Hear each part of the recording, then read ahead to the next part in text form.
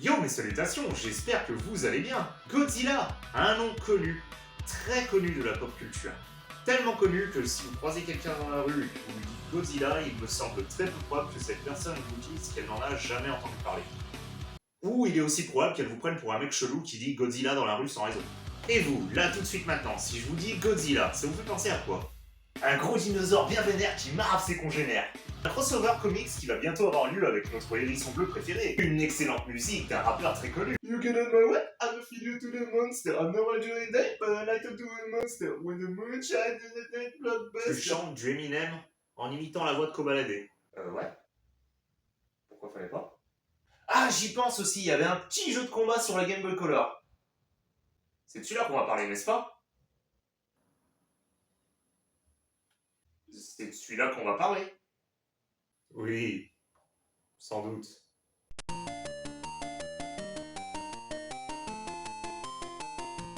Vous ne vous attendiez peut-être pas à un jeu de ce style. Godzilla, sorti en 1990 sur la Game Boy.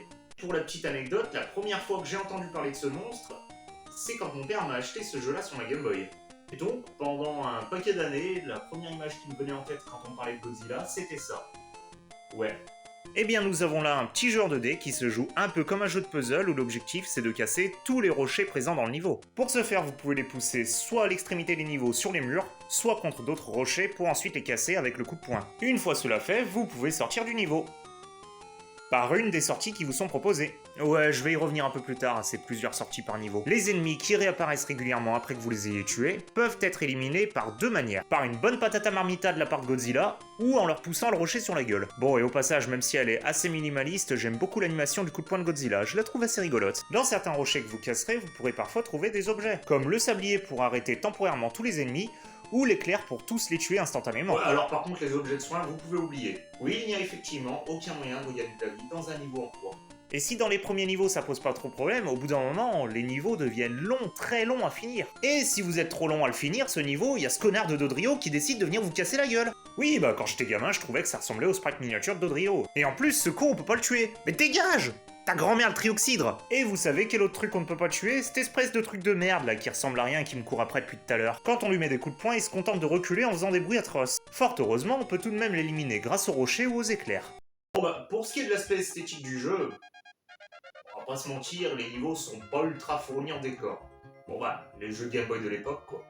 Par contre, je dois avouer que j'aime bien les designs chibi de Godzilla et de ses ennemis. Ça crée un espèce de décalage entre ce petit jeu sympa et la licence Godzilla de manière générale. Les ennemis super terrifiants de Godzilla en version chibi, ah mais je trouve ça assez mignon.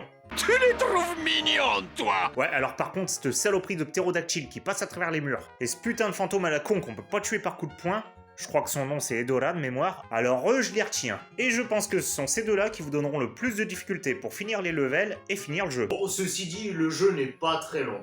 Je dirais qu'en à peu près 1 heure de jeu, tu l'as fini. En 1 heure de jeu, tu l'as fini si tu le connais par cœur. Parce que oui, il y a quand même quelques coups de pute. Déjà, il faut que vous sachiez qu'au bout d'un moment, certains niveaux vont vous faire cogiter sévère. Alors ça, ce n'est pas un défaut en soi, il faut toujours qu'il y ait un peu de difficulté dans les jeux. Et c'est ce que j'ai toujours apprécié avec certains de ces jeux de l'époque, c'est qu'ils nous donnaient suffisamment de fil à retordre pour que ça vaille la peine d'y jouer. Par contre, ce que j'apprécie un peu moins, c'est quand on rajoute une mécanique qui rallonge artificiellement la durée de vie du jeu en nous emmerdant, nous les joueurs. Tout à l'heure, j'ai mentionné le fait que les niveaux avaient plusieurs portes de sortie. Eh bien, c'est parce qu'en fait, ce jeu est un immense labyrinthe avec les niveaux collés entre eux et dans lequel vous devez trouver votre chemin jusqu'au niveau 37. Bah oui, c'est pas le level 64 dans le coin en bas à droite du labyrinthe. Sinon, c'est pas marrant, évidemment. Évidemment! Et là où ça coince de mon point de vue, c'est que sur les niveaux qui composent le jeu, il y en a littéralement presque la moitié qui sont entre guillemets inutiles. Et parmi ces niveaux inutiles, il y a des niveaux que j'aime appeler les niveaux cul-de-sac. Je m'explique. Bon, alors sur le plan du labyrinthe, d'ailleurs au passage merci à la personne qui l'a fait, il est super bien foutu. On voit en vert le chemin le plus optimal que l'on est plus ou moins obligé de faire si on veut finir le jeu le plus rapidement possible, et en bleu tous les chemins de niveau qui, entre guillemets, sont là pour rallonger la durée de vie du jeu. Et bah sur le papier franchement c'était une super idée, et puis ça accroît la rejouabilité. Vous pouvez vous lancer comme challenge de faire chacune de vos parties avec un chemin différent, ce que je trouve assez sympa à faire quand on connaît assez bien le jeu, mais quand tu connais pas le jeu, t'as 1001 occasions de te faire baiser. Bon allez, à titre d'exemple, et ce dès le début du jeu, si dans le premier niveau tu choisis de prendre la sortie du bas, grave erreur, tu te retrouves dans le level 9 où la seule et unique porte de sortie est aussi vers le bas, pour ensuite aller aller vers le level 17 qui t'offre deux possibilités, soit revenir sur tes pas, soit aller dans le level 18 qui te fait faire une boucle. Tu tournes en rond. J'aime bien aussi le level 21 qui est littéralement un cul-de-sac parce que la seule porte de sortie c'est la porte par laquelle tu es rentré dans le niveau. Dans le même genre de fumisterie, t'as aussi le level 49 et 57, mais comme c'est en extrémité de labyrinthe, t'as moins de chances de tomber là-bas par accident. Et encore là, depuis tout à l'heure, je vous mets le plan devant les yeux. Mais quand vous allumez votre Game Boy et essayez de visualiser le plan, vous voyez que toutes les salles c'est des points d'interrogation. La seule info dont vous disposez c'est où vous vous trouvez par rapport au plan. Et bien sûr, comme les portes de sortie des niveaux n'y sont pas schématisées, vous serez quasiment obligé de vous faire avoir au moins une ou deux fois en refaisant des niveaux que vous avez déjà fait ou en faisant une boucle qui sert à rien. Vous faisant au passage non seulement perdre du temps et vous forçant parfois à revenir en arrière. Ah, c'est la bonne surprise quand tu connais pas le jeu. Ah, parce que non seulement le jeu il avance pas, mais en plus il recule. Il recule. Ah bah elle manque. Elle recule. Ça manque. Ah, mais je vous ai pas encore parlé de mon petit préféré sur la carte. C'est moi qui ai vrillé de la carte. Le level 62, à côté duquel vous devez quand même passer 2 fois si vous suivez le chemin optimal. Donc outre le fait qu'il soit assez facile de tomber dans le panneau, si vous voyez les flèches sur le plan, vous voyez où je veux en venir. Oui, ce niveau, vous ne pouvez effectivement pas en sortir. Mais là où le jeu pourrait se contenter de vous mettre un niveau sans aucun rocher avec juste King Ghidorah, l'espèce de dragon à 3 têtes qui vient vous casser la gueule, en mode haha, t'es rentré dans un niveau qui sert à rien et t'en sortiras pas. Non, là c'est encore plus pervers et vicieux que ça. Le jeu met à votre disposition des rochers que vous pourrez bouger à loisir, mais peu importe la façon et la méthode avec laquelle vous allez procéder, il restera toujours 2 rochers que vous ne pourrez pas casser. Donc le jeu choisit sciemment de vous faire croire que vous pouvez continuer à avancer, que vous n'avez pas encore perdu, que la partie n'est pas terminée. Tu ne le sais pas encore, mais le jeu te l'a bien mis dans le cul, va manger tes morts. Mais heureusement, si vous n'avez pas eu le temps de finir le jeu d'une traite, il y a un système de mots de passe. Les mots de passe. Le mot de passe!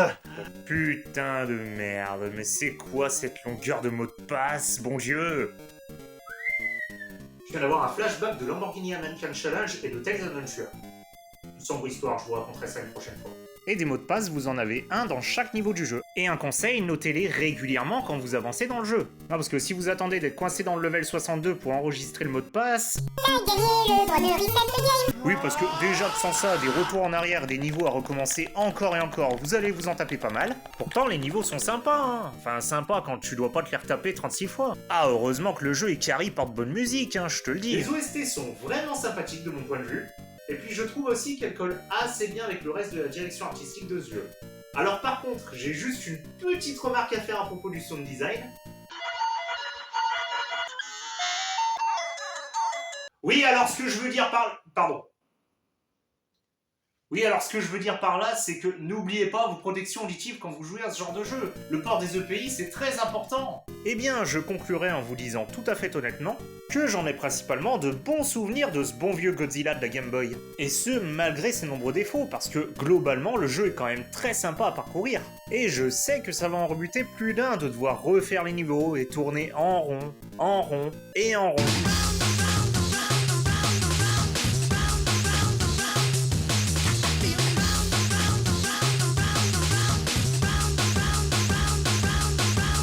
Mais croyez-moi, si vous prenez le temps de le connaître et de l'apprivoiser, ce jeu, vous l'apprécierez à sa juste valeur.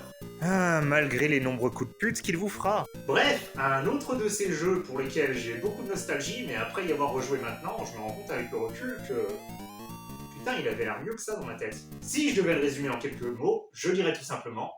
I can swallow bananas and feel like Godzilla, but I hate the dick like a Godzilla. Et voilà la fin de cette vidéo, j'espère qu'elle vous aura plu. Si c'est le cas, comme d'hab, je vous invite à bombarder le bouton de pouce bleu.